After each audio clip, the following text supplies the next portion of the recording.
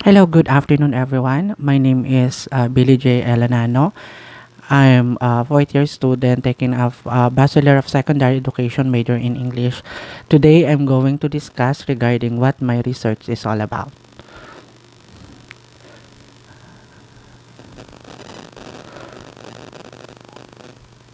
So, I'm going to discuss is all about the title, who are your subject, what school and grade, and why.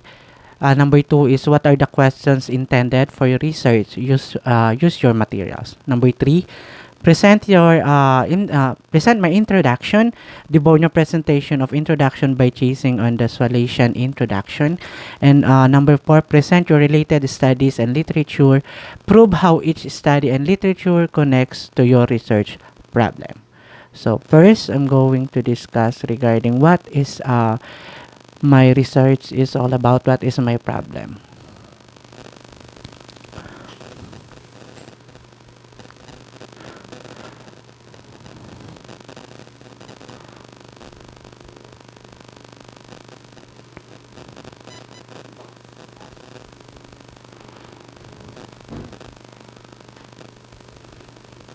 So now, this is my research proposal.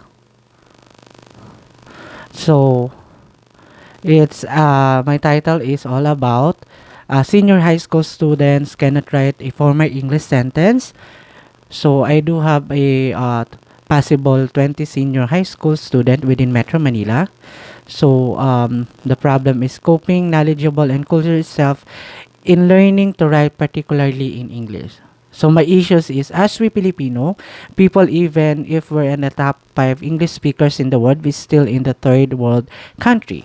We're still struggling in learning and specifically writing English. Writing English is one problem facing our next generation in this day, towards especially senior high school, as I consider it as a continuity challenge facing our country today. So that is my proposal problem. Next, I want to tackle regarding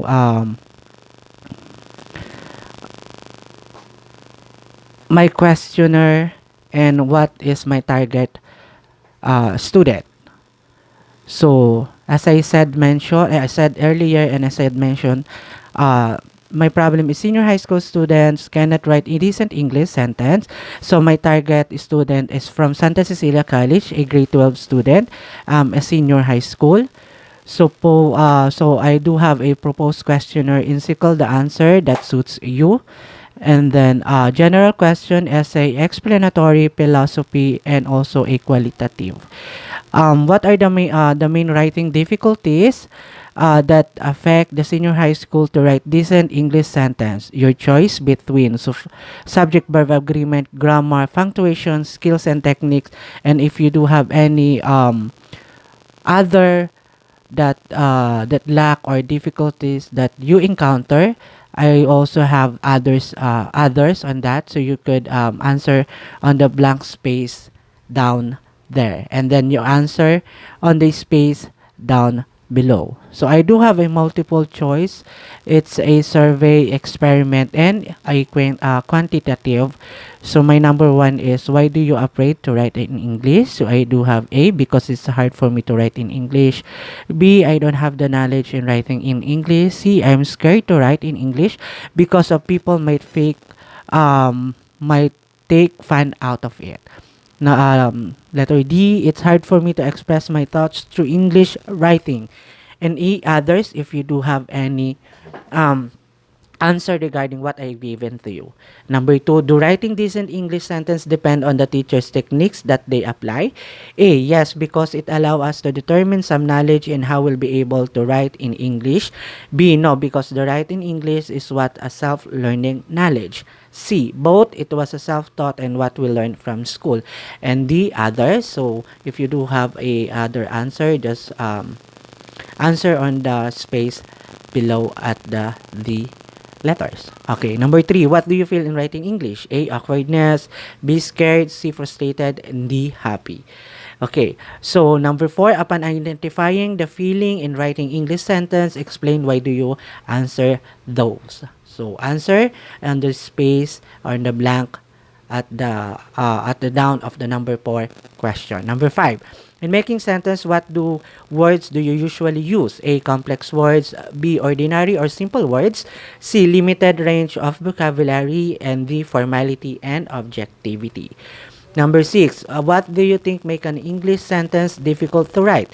A. When writing English sentence is needed structure or complexity. B. Demands student to acquire structure and certain standards. C. Comprehensive academic writing skills. D. Cliché and colloquial expressions. 7. Writing English sentence can be developed rapidly by A. Concerns and knowledge. B. Numerous opportunities to write. C. When they are motivated and interested. D. When they have ideas.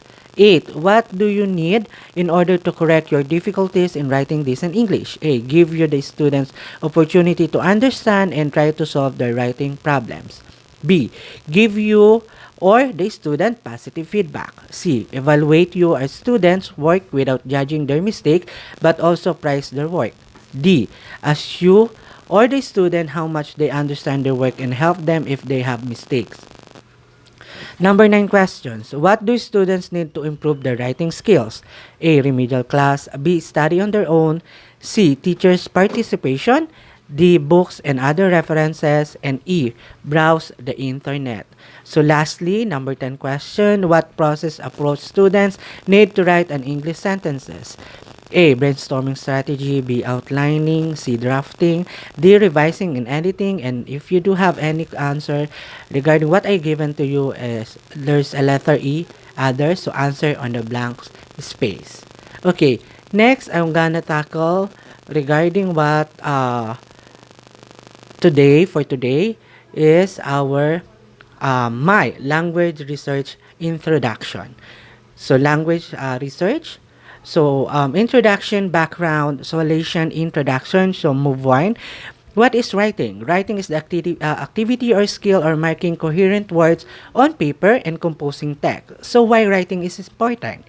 It is a question that we Filipinos are not actually into answering it. Aside from many challenges upon writing, but what if you were writing it on your second language like English? Are you still want to do is? There's a lot of questions that in your mind and make you realize how and why this is all relevant to you. People usually do it by pleasure and enjoyment and others for some other purposes. In this case, I prepare research that I will benefit not only me but the others also. And this is all about senior high school student cannot write a decent English sentence. Move 2. This topic is all about capabilities of students in making sentences through our second language, which is English language, aside from giving information about the difficulties of our senior high school. It will allow us to know the deeper problem in this case. The senior high school is very important in terms of the academic choices. Is it the year when the students leave for a big and more challenging role as a student?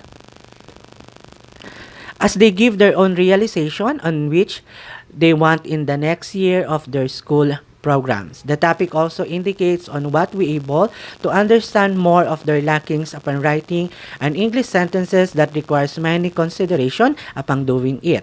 My topic not only give the insight of the problems but also an eye-opener not only for senior high school but also other learners who had this kind of difficulties. Move 3.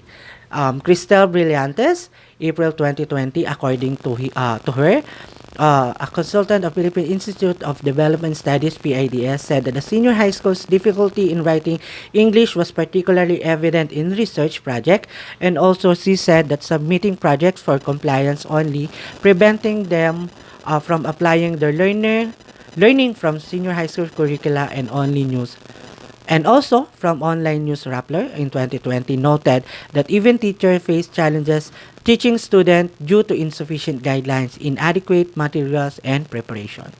Students are decrying the too much reporting, which made them feel that they teach more than their teachers do. Aside from difficulty faced by students in writing English, the report also raised the concern about students balancing between academic and sport of arts classes.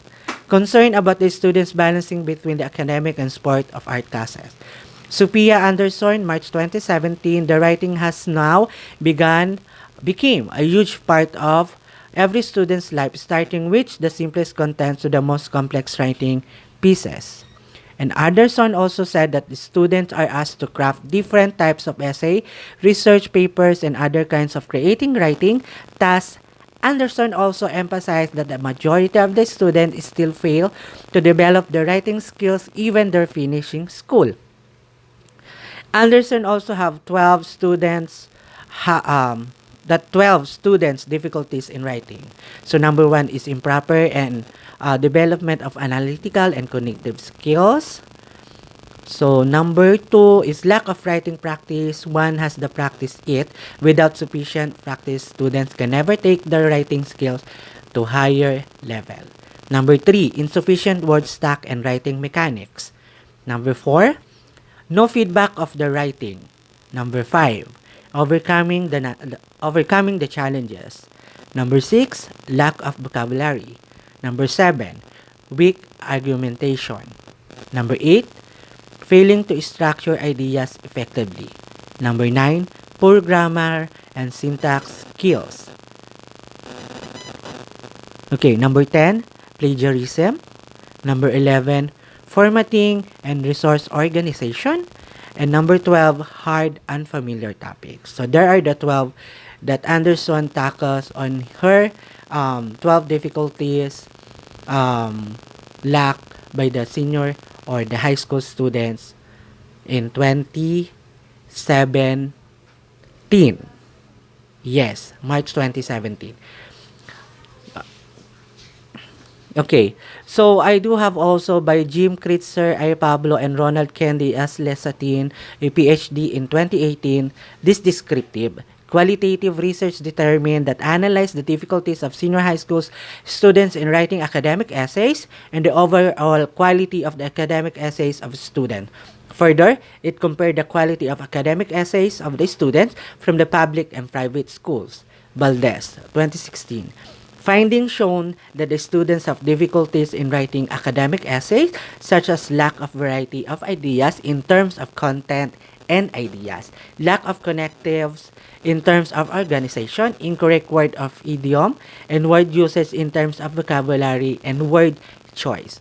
Poor sentence structures in terms of language use of the first person pronoun in terms of formality and objectivity, and lack of citation in terms of referencing. So move 4.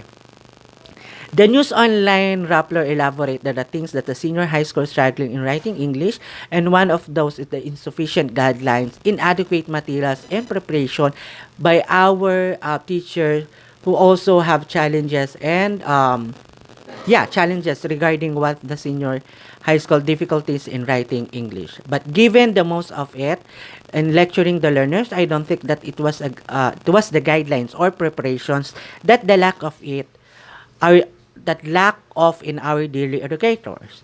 It's just on they will be understandable, more easier on the learners. In fact, our educators give their full potential and skills to the academe. And this research not only elaborate real problem of the students, it will also allow to open new ideas and strategy to academic world writing in English in the senior high school student. So move 5. Involvement of the parents in how the student awareness in writing decent sentence. This question is not given of any related literature that I was searching in gaining information on how the senior high school are struggling in writing even sentences. This is how we'll be able to see what are the causes and influential attributes of family to a certain students may not recede and may we not see the how and why will generate the students' critical mind and ideas expressing their sides on writing English in the fields that affects the student capabilities handling this kind of academic references. Move 6.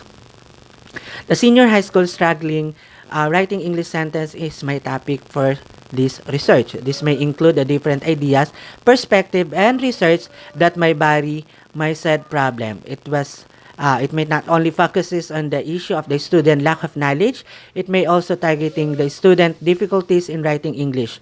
The problem also indicating the grounds and issues that the senior high school is facing today. Today, is this research beneficial for all students facing this kind of problem? So next, so that is my third uh, my third problem or discussion or my introduction for today's. Next is my language research literature. So this is my local. This literature posted last April 2020 by Rappler, an online institution who discussed many issues around the country, and that day Bonds Magsambol, a writer, talks about senior high school students' struggle to write in English. This is widely covering my research in my subject, language research. So that is the picture.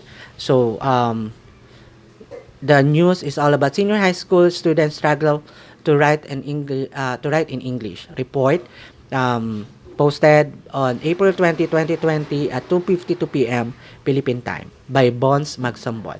So the Philippine Institute for Development Studies (PIDS) said that the particular senior high school in the Philippines had difficulty in writing. That was evident in writing a research project according to Ms. Cristel Brillantes, consultant of PIDS.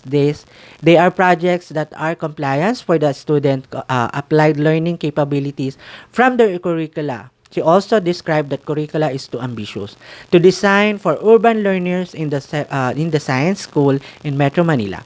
Brillantes added that this was also led to another problems to understand certain activities also. It will allow us also to be lack of understandable knowledge in computer literacy by outnumbered resources of computer in school premises. The article also elaborates how the teacher faces challenges to teach due to insufficient guidelines, inadequate materials, preparation, and mastery of the lesson. Aside from the lack of resources, it also appeals lots of priorities of learners in being progress in they said capabilities on how they're going to write formal English. The priority in which the article added is the school curricula activities such as sport. So this one, this local is also benefited on me regarding what my research is because it also tackles why the student is having a problem regarding on decency or decent writing English. So this one will also help me to understand more about what is more on the lacking of the senior high school student having writing or having a problem writing in English. So I do have a foreign by senior high school student problem in writing. This one is a preliminary study of implementing writing e-journal as a self-assessment to the promote student writing skill by Hannah Nobariana Sumardi and also by Sri Samyati Tarjana, a Sabelas Maret University in Indonesia. So, the Sabela Maret University in Indonesia have a preliminary study of implementing writing e-journal as assessment to promote the student writing skill. This study is produced by Hannah and by Sri, a student of the said university. The study is to investigate their internal and external writing capabilities of their senior high school students. They also use the method of qualitative study in using purposive sample. They distributed questionnaire that reveals that findings related to the low ability of the student, particularly the senior high school. The said study focused on the low motivation in learning English. Second is the lack of vocabulary, the difficulty to arrange words in appropriate order, also the difficulty to spell the words, adding by the study is the difficulty to write in the sentence inappropriate grammar, and lastly the tendency to the passive learner in learners in classroom activities. So this one will also benefited on me on how I'm going to research on my thesis problem. So it also target what is the main problem and giving a specification the real problem of the writing student, not only here in the Philippines but also on the outside of the country, particularly in Indonesia. So there you go, guys. So that is my presentation or my discussion for today. So again, this is Billy J. Alanano. Thank you and good evening, everyone. And also good evening to Miss Sheila Lorca, my professor. Thank you and God bless.